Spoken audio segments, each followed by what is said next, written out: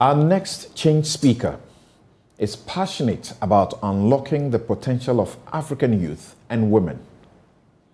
She mentors young people across several organizations, including Sponsors for Education Opportunity, SEO, and Emerging Public Leaders. Rosy Fynn is a distinguished change leader with a wealth of experience in international development, telecommunications, financial services, consulting, and insurance. She has over a decade's executive level experience in transforming organizations across Africa, the United States, and the Caribbean. Rosie is currently the Ghana Country Director at the MasterCard Foundation, where she is overseeing the delivery of the foundation's Young Africa Works strategy to enable upwards of 3 million young Ghanaian women and men to access dignified and fulfilling work by 2030. Rosie holds an MBA from the Harvard Business School and a Bachelor of Arts honors in computer science and mathematics from Smith College, Massachusetts, in the USA. She presents to us partnering young people to create dignified and fulfilling opportunities and work for national development. Rosie, thank you so very much for making time to join us. Please, let's hear you. Thank you so much, Samson. Last year, we have been so away, spend time listening to insights from such an engaged group. I'm very grateful to be here this morning. As you mentioned, I'd like to speak about how we can partner the youth to create dignified and fulfilling opportunities for national development. And I believe this is a critical topic, as today more than 60% of Africa's population is under the age of 25. And as we know, by 2030, young Africans are expected to constitute 42% of global youth. Ghana, for instance, has an age structure as revealed by the 2020 National Population Census, with a very young demographic. About 57% of the population are under the age of 25. Now, I am a mother of 3 young children. And as they grow up in this dear country of ours with this bulging youth population, the question is, will they be a drain on our national resources or a benefit to our society? And I think the answer depends on the steps that we take today as a society.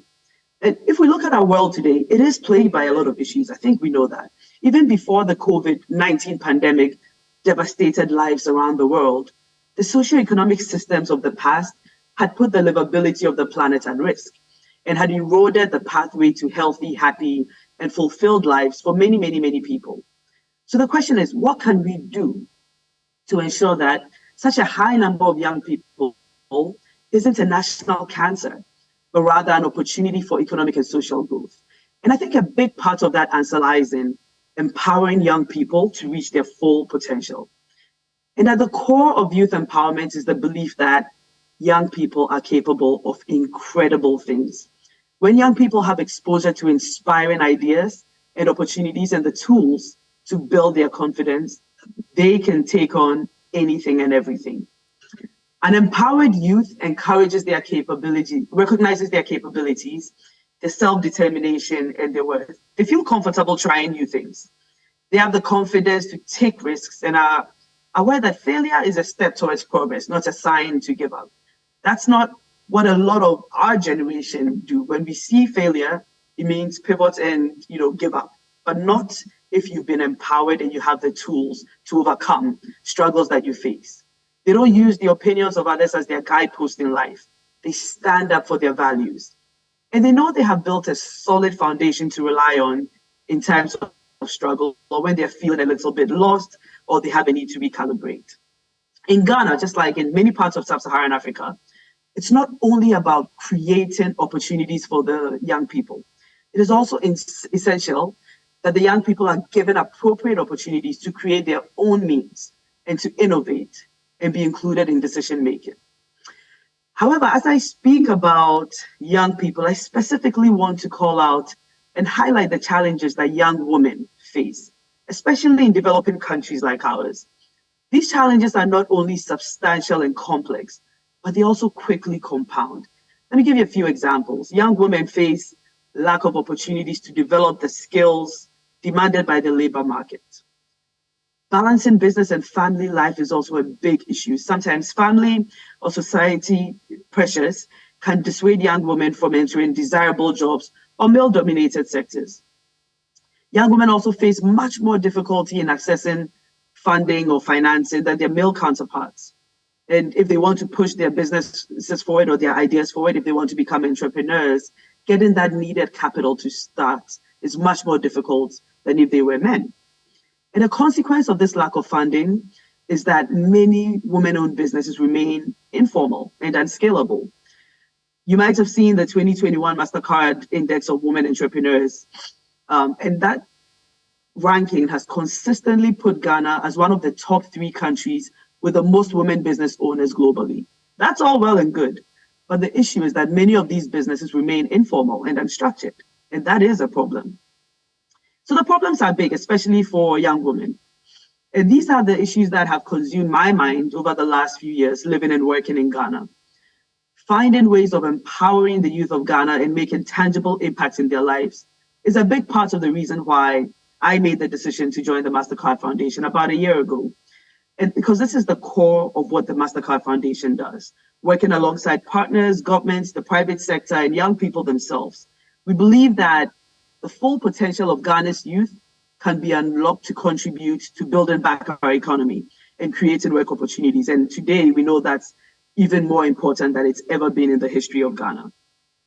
The foundation has been actively driving programs aimed at providing training, education, and livelihood opportunities for young Ghanaians since 2009. And our strategy, which has been dubbed the Young Africa Work Strategy, seeks to enable 3 million young Ghanaian women and men to access work they find dignified and fulfilling by the year 2030. So over the last 13 years of working in Ghana, the foundation has spent a lot of time engaging with young people, listening to them, hearing from them, meeting them. And today I'd like to share a few nuggets of some of the things we've learned. The first thing is the fact that young Ghanaians are entrepreneurial. They have bold ambitions and are willing to put in the work to create a shared prosperous future for themselves, their peers, and their communities. Their entrepreneurial dexterity cuts across many sectors and industries. We see it in agriculture, we see it in technology, we see it in the creative arts. Everywhere we look, we see youth agency at work, and their collective efforts is gradually driving transformation in many sectors.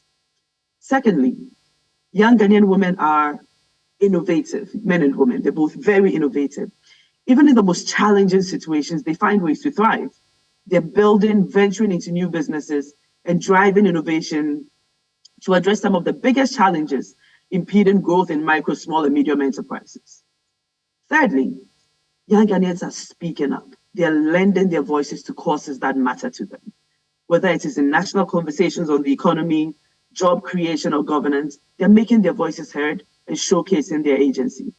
I'd like to share a quick story about a young lady I met called Tini Agana. She's a MasterCard Foundation scholar from Ashesi University. She used to be a Kayayo, and what she's done is to establish an organization called the Lozilla Initiative, which is providing a sustainable source of income to more than 125 Kayaye in her home region in the Upper East. Her organization also specializes in entrepreneurial training for young women and men in the region, so that they can really achieve their dreams without having to migrate to the South, which we've seen as a huge problem. These are examples of young people taking a stand, looking at their circumstances, and doing what they can do to make a change. So the question is, with all of these learnings, how can we partner and empower young people to create dignified and fulfilling work opportunities? And here are a few thoughts. First of all, I think young people must be engaged. Spaces must be created for them to showcase their agency. And they need to be given a seat at the table and encouraged to express their ideas. It shouldn't just be offering them a passive seat, but we need to empower them to use the seats. Young people have potential and collective power. And I believe that with the right guidance and support, they can really use that power for good. Being involved makes them also own problems that they see in their community and pushes them to actually make a positive social impact. Secondly, young people require support systems. I mentioned a few of these: access to finance, access to markets, business development, services. All of these are required to expand their enterprises and to create work opportunities for themselves and their peers. These, I believe, would enable them realize their potential and contribute meaningfully to the development of the Ghanaian economy. I also believe more than ever that an intentional and enabling legal environment, changing societal stereotyping, access to equal opportunities, and increasing women's participation at the decision-making level is crucial to achieving gender equality and women empowerment. I think it was Dr. Yao Pebi who touched on this in his delivery, and I couldn't agree with him more. I think he had an analogy where he said that it's like having a bird with two wings, and yet you're only strengthening one wing. You will never reach your destination if women are held behind. Look at what Rwanda did when they implemented a law on 30% representation of women in parliament. They have moved the needle on this from paper to concrete actions. And today, the proportion of MPs who are women is currently at 61% in Rwanda. And this is way above the global average of 26%. This is intentionality. Gender mainstreaming to improve the effectiveness of youth employment programs should be non-negotiable. This should involve opening up sectors that are traditionally male-dominated to women. Women have immense disadvantages, especially in areas such as STEM. Look, I come from a computer science background, so this is something that's very stark, right? And so this needs to be a huge priority for youth employment, ensuring that we bring women in when it comes to especially digital and technical jobs. We also need to create mentoring and support networks and tap into the experience of professionals in the society. This will help to leverage personal and professional networks for young people to find support. And for those who have found success, they can also start mentoring other people. Showing role models who are blazing trails and making waves across their fields must be encouraged as well for other young people to see what is possible. We heard from Constance Swanica this morning, right? And she is showing that as a woman, you can be a successful leader in a very male-dominated field, such as welding and sculpting. A lot of women would not have thought that was possible, but she is bringing that to light. So today I'd like to conclude by saying this. As a nation, we need to lead by example to build young people's capacity to participate in all sectors of the economy and develop and promote measures to prevent discrimination against them at all levels. We need to create an environment where gender equality is respected and included in all spheres of our society. And this includes advocating for and developing legal frameworks that will support the growth of the youth and women. If young people are the future, and we want that future to be bright, we need to be intentional about working for and with them. And that needs to start now. In fact, this should have started already. Thank you. Let me take this opportunity to wish everyone a Happy New Year in advance. Back to you, Samson. Thank you very much. Today is the 31st of December. In some hours, we'll be crossing over into a new year. Rosy Fynn is inviting all of us and challenging us, just like Constance Swanica, to keep a good focus and be deliberate about empowering our youth. Rosy Fynn, thank you once again. She's Ghana Country Director, MasterCard Foundation.